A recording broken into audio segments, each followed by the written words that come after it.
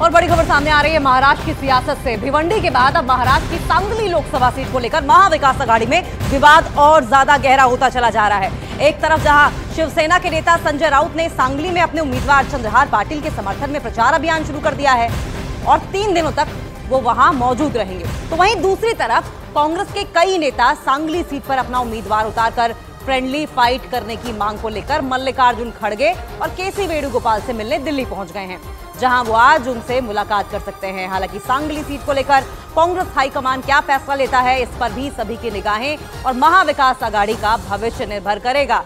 तो उद्धव गुट, शिवसेना, उद्धव गुट और कांग्रेस एनसीपी आपस में अलायंस में है और ऐसे में उद्धव गुट का भी सांगली सीट पर उम्मीदवार होना और कांग्रेस का भी उम्मीदवार उतरना जाहिर तौर पर मतभेद जो है वो कहीं ना कहीं दर्शाता है फ्रेंडली फाइट का, भले ही से नाम दिया जाए।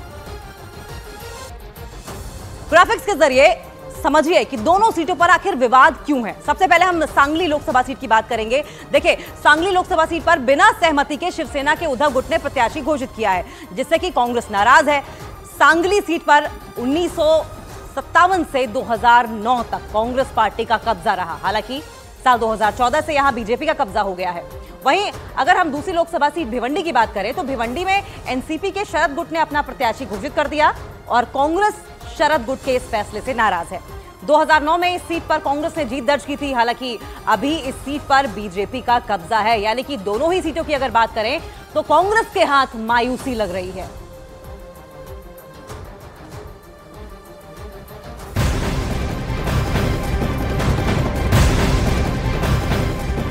और इस बीच बड़ी खबर सामने आ रही है महाराष्ट्र से। यहां एनसीपी शरद पवार गुट कल अपने उम्मीदवारों की तीसरी लिस्ट जारी कर सकता है। सतारा और माढ़ा सहित कुल 3 सीटों पर उम्मीदवारों की घोषणा की जा सकती है। महाराष्ट्र में एनसीपी शरद पवार गुट अब तक 7 सीटों पर अपने उम्मीदवारों का ऐलान कर चुका है। तो बड़ी अपडेट बीजेपी के से आ रही है सामने। आपको बताएं कि महाराष्ट्र से एनसीपी शरद पवार गुट कल अपने उम्मीदवारों की तीसरी लिस्ट जारी कर सकता है।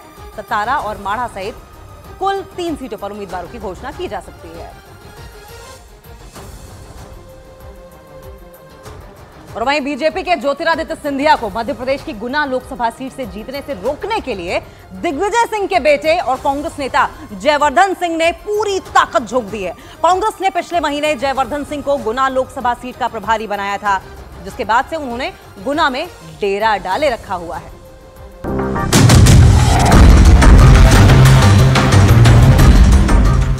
मध्य प्रदेश की गुना लोकसभा सीट पर सियासी अखाड़ा शुरू हो गया है। ज्योतिरादित्य सिंधिया के लोकसभा पहुंचने के रास्ते में कांग्रेस के जयवर्धन सिंह ने कांटे बिछाने शुरू कर दिए हैं।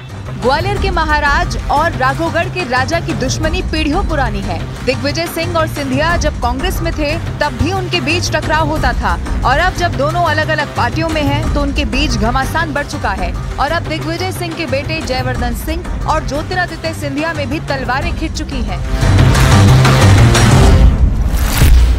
पिछले साल हुए मध्य प्रदेश विधानसभा चुनाव में सिंधिया ने जयवर्धन सिंह को हराने के लिए पूरा जोर लगा दिया था। उस वजह से जयवर्धन सिंह विधानसभा चुनाव हारते हारते बचे थे।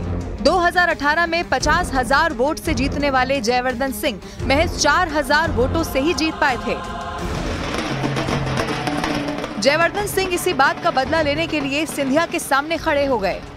जयवर्धन सिंह भले ही चुनाव नहीं लड़ रहे हैं, लेकिन गुना सीट का प्रभारी होने के नाते उसे जिताने की जिम्मेदारी उन्हीं के कंधों पर है। ऐसे में जयवर्धन सिंह ने ज्योतिरादित्य सिंधिया को हरवाने के लिए पूरा दम लगा दिया है।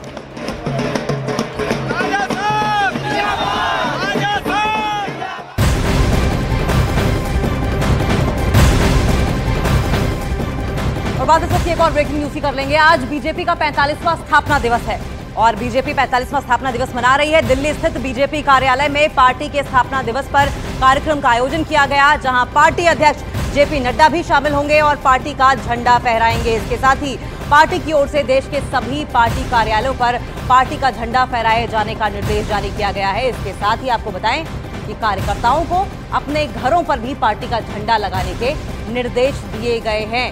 तो बीजेपी का 45वां स्थापना दिवस है। दिल्ली स्थित बीजेपी कार्यालय में पार्टी के स्थापना दिवस पर कार्यक्रम का आयोजन किया जा रहा है, जहां पार्टी अध्यक्ष जेपी नड्डा भी शामिल होने वाले हैं और पार्टी का झंडा फहराएंगे। इसके साथ ही पार्टी की ओर से देश के सभी पार्टी कार्यालयों पर पार्टी का झंडा फहराए जाने का निर्देश जारी किया गया है। तो पार्टी के स्थापना दिवस पर जेपी नड्डा ने कार्यकर्ताओं को बधाई दी है। इस दौरान उन्होंने एक वीडियो भी जारी किया। उन्होंने ट्वीट करके लिखा है कि भारतीय जनता पार्टी के स्थापना दिवस पर अपने सभी वरिष्ठ नेताओं को सादर नमन करता हूं, जिन्होंने अपने त्याग, समर्पण और परिश्रम से संगठन को राष्ट्रव्यापी विस्तार प्रदान किया है। इस अवसर पर सभी कार्यकर्ताओं को स्थापना दिवस की हार्दिक शुभकामनाएं। आदरणीय प्रधानमंत्री श्री नरेंद्र मोदी जी के नेतृत्व में समस्त भाजपा कार्यकर्ता विकसित भारत निर्माण का संकल्प लेकर आसन्न आम चुनाव में अभूतपूर्व विजय के पथ पर अग्रसर हैं। विगत 10 वर्षों में मोदी जी की नीतियों ने जन जन के जीवन में सकारात्मक परिवर्तन लाए हैं। मां भारती के सर्वविध उत्कर्ष के लिए हमारे प्रत्येक कार्यकर्ता से अपने कर्तव्यों की आहुति प्रदान करने का आह्वान करता हूं।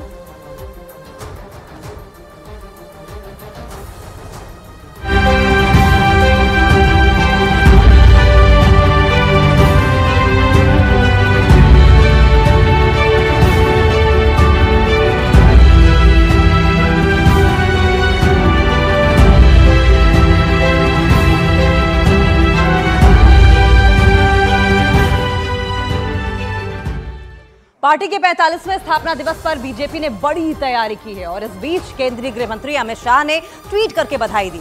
उन्होंने सोशल मीडिया प्लेटफॉर्म एक्स पर लिखा कि सभी कार्यकर्ताओं को भारतीय जनता पार्टी के स्थापना दिवस की अनंत शुभकामनाएं। बीजेपी को विश्व का सबसे बड़ा राजनीतिक दल बनाने की यात्रा में अपना जीवन समर्पित करने वाले असंख्य कार्यकर्ताओं का वंदन करता हूं।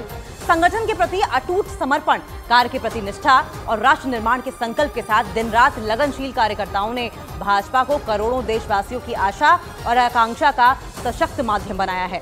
आज प्रधानमंत्री श्री नरेंद्र मोदी जी के नेतृत्व में भाजपा गरीब कल्याण, सांस्कृतिक विरासतों के पुनर्निर्माण और महिलाओं के सम्मान का पर्याय बनकर विकसित भारत के निर्माण में सहयोग दे रही है। तो वहीं दिल्ली बीजेपी अध्यक्ष वीरेंद्र सचदेवा ने पार्टी कार्यकर्ताओं को स्थापना दिवस की बधाई दी है। तो बीजेपी का 45वां स्थापना दिवस है और ऐसे में बीजेपी ने पूरी कोशिश कर ली है। तमाम कार्यकर्ता अपने घरों पर झंडा फहराएंगे। वहीं दिल्ली बीजेपी अध्यक्ष वीरेंद्र सचदेवा ने पार्टी कार्यकर्ताओं को स्थापना दिवस की बधाई दी है। भारतीय जनता पार्टी दिल्ली प्रदेश के सभी सम्मानित कार्यकर्ता बंधुओं, आप सबको पार्टी के स्थापना दिवस 6 अप्रैल की हार्दिक शुभकामनाएं। मित्रों, मेरा आपसे एक निवेदन है, पार्टी के स्थापना दिवस के शुभ अवसर पर हम अपने बूथ स्तर पर अपने घर पर झंडा जरूर फहराएं और साथ साथ भारतीय जनता पार्टी के पक्ष में नमो ऐप के माध्यम से माइक्रो डोनेशन कराकर विकसित भारत में प्रधानमंत्री नरेंद्र मोदी जी के हाथ मजबूत करें। उनके उस संकल्प को और मजबूती दें और माइक्रो डोनेशन में अपना योगदान दें। बहुत बहुत धन्यवाद। तो पार्टी के स्थापना दिवस पर पीएम नरेंद्र मोदी ने पार्टी कार्यकर्ताओं को बधाई दी। उन्होंने बीजेपी को देश की पसंदीदा पार्टी बताया। तो प्रधानमंत्री नरेंद्र मोदी ने भी पार्टी के स्थापना दिवस पर पार्टी कार्यकर्ताओं को बधाई दी है। साथ साथ उन्होंने ये कहा कि बीजेपी देश की पसंदीदा पार्टी है। 45वां स्थापना दिवस है और ऐसे में देश भर में बीजेपी अपना स्थापना दिवस मना रही है। कार्यकर्ता अपने घरों पर झंडा लगाएंगे। साथ साथ जिस तरीके से मोदी की अगुवाई में बीजेपी पार्टी है अग्रसर आगे बढ़ती रही है और 2 सीटों से किस तरीके से 303 सीटों तक का सफर तय किया गया, किस तरीके से मजबूत पार्टी बनकर उभरी है बीजेपी, इस बात का भी जिक्र किया जाएगा। तो दिल्ली पुलिस की स्पेशल टीम ने लॉरेंस गैंग के शार्प शूटर को दिल्ली से गिरफ्तार किया है। नेशनल लेवल का बॉक्सर कैसे शार्प शूटर बन गया, ये रिपोर्ट देखिए और समझिए।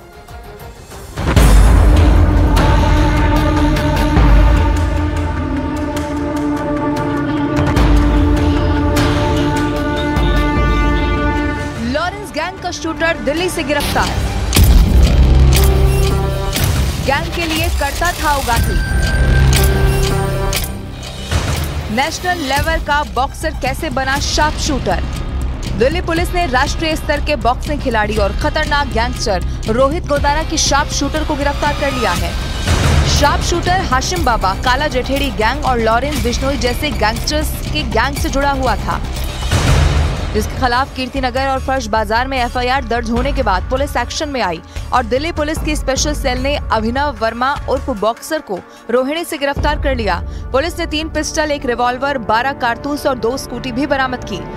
दिल्ली पुलिस के मुताबिक पिछले साल 18 दिसंबर को दिल्ली के कीर्ति नगर इलाके में गोली चलाने की एक वारदात हुई थी, जिसमें पता चला कि व्यापारी को डराने की नीयत से इस वारदात को अंजाम दिया गया था। आगे की जांच में पता चला कि इस वारदात को राष्ट्रीय स्तर के बॉक्सर और लॉरेंस बिश्नोई गैंग के शूटर अभिनव वर्मा ने दिया अंजाम। आगे की जांच में पता चला कि इस वारदात को राष्ट्रीय स्तर के बॉक्सर और लॉरेंस बिश्नोई गैंग के शूटर अभिनव वर्मा ने अंजाम दिया था। महाकोश कच्ची घानी सरसों तेल और रिफाइंड सोयाबीन ऑयल चुनो सही। लोकसभा चुनाव के लिए पीएम मोदी की आज धुआंधार रैलियां। यूपी के सहारनपुर में पीएम की रैली, दोपहर में राजस्थान के पुष्कर में जनसभा को करेंगे संबोधित। शाम को यूपी के गाजियाबाद में होगा पीएम का रोड शो। आज जयपुर में कांग्रेस की चुनाव घोषणा पत्र रैली। एक दिन पहले लॉन्च हुए घोषणा पत्र की खासियत बताएगी कांग्रेस। सोनिया गांधी और खड़गे रैली में होंगे शामिल। आज बीजेपी का 45वां स्थापना दिवस। चुनाव से पहले जोर शोर से स्थापना दिवस का जश्न मनाएगी बीजेपी। 10 लाख से ज्यादा बूथों पर विशेष कार्यक्रम का आयोजन। पीएम मोदी ने ट्वीट कर कार्यकर्ताओं को दी बधाई। यूपी के सीएम योगी आदित्यनाथ का अपराधियों को अल्टीमेटम। कहा, यूपी में अब कानून का राज, कानून के लिए खतरा बनने वालों का राम नाम सत्य करते हैं। हम राम को ही लाते नहीं है, बेटी और व्यापारी की सुरक्षा के लिए खतरा जो बनता है उसका राम नाम सत्य भी करवा देते हैं।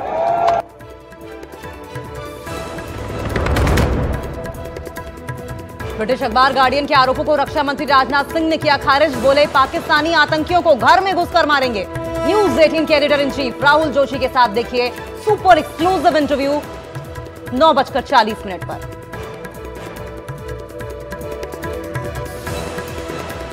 पड़ोसी देश है जी, भारत